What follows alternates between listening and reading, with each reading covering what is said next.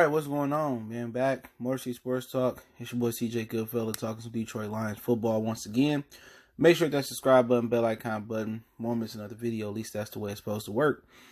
Talk about draft grades from Hockenson to Tavai, to Harris, to Austin Bryan, to Falkenham and Isaac, and if I hopefully already I ain't missed somebody, PJ Johnson and the whole gang. You know what I'm saying? And one thing about it, you got people giving grades out. Stupidest thing you can do. What you think somebody draft grade was for Tom Brady was? What?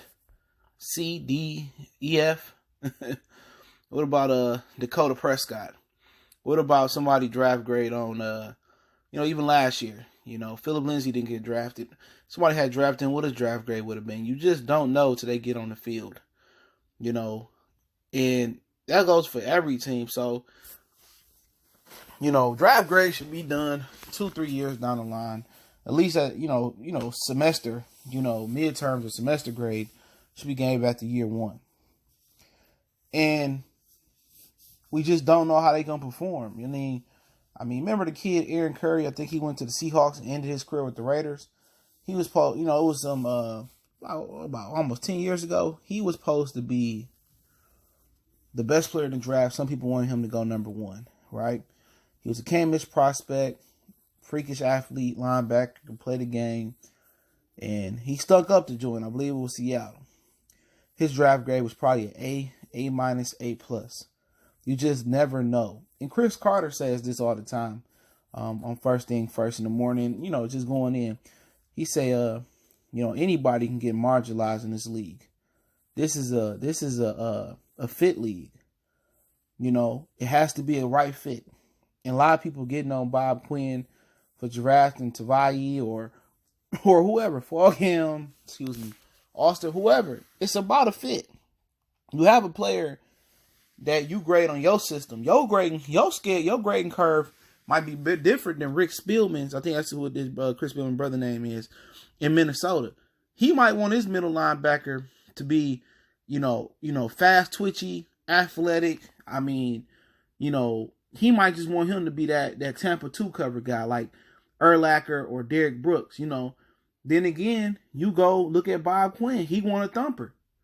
He want a big, thick linebacker. You know what I'm saying? He wants somebody to come downhill and fill in run support. Different systems. Like even the guys that play Madden. You got a linebacker, and he a 4-3 linebacker. You put him as a 3-4 linebacker. His rating dropped significantly. 10 points, 8 points, 7 points. He went from an 88 to 80.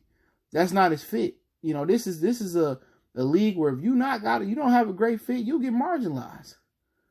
It's a fit league, But then again, they do have to be able to play the game.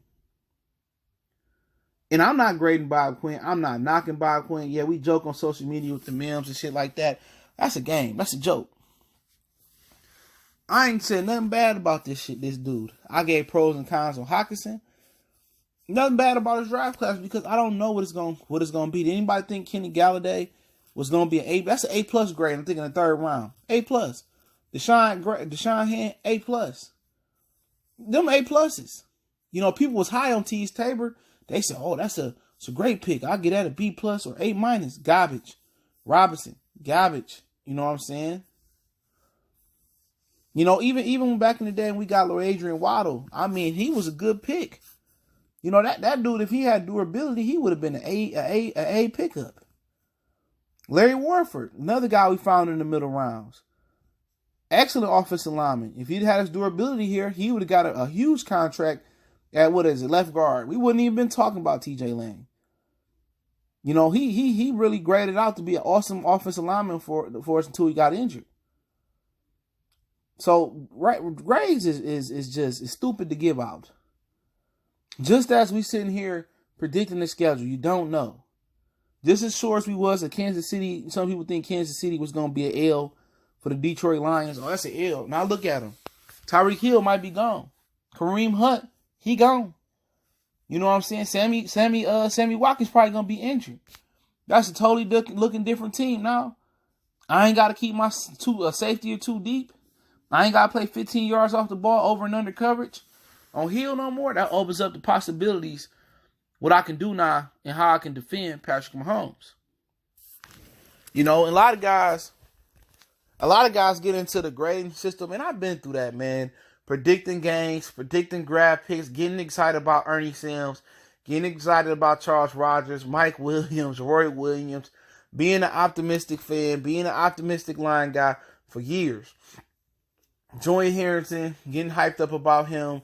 Drew Statton, getting hyped up about him. What was it? Kevin Jones out of Virginia Tech, getting hyped up about him.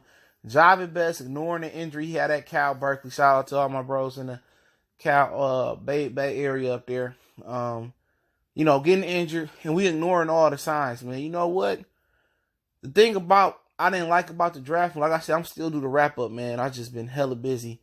You know, cleaning my house, cleaning the carpet, get ready to get some new furniture. But maybe tomorrow morning I'll do the draft wrap-up video, live stream. So I'll be back to doing lives once I get shit situated.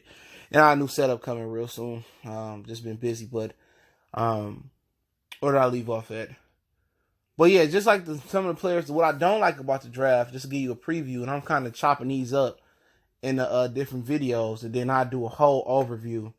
That'll be thorough, but then again, usually I do my live streams. I do my other channel. I do a live stream, and then, if need be, I just make an individual video, so you don't have to search for an hour, 2 hours of stream, so you can get my undivided opinion on a certain topic. So that's why I do it that way.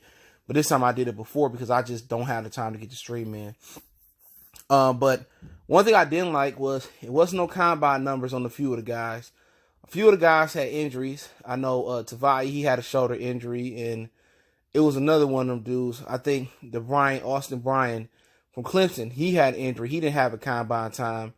And it was a couple guys that PJ Johnson didn't get invited.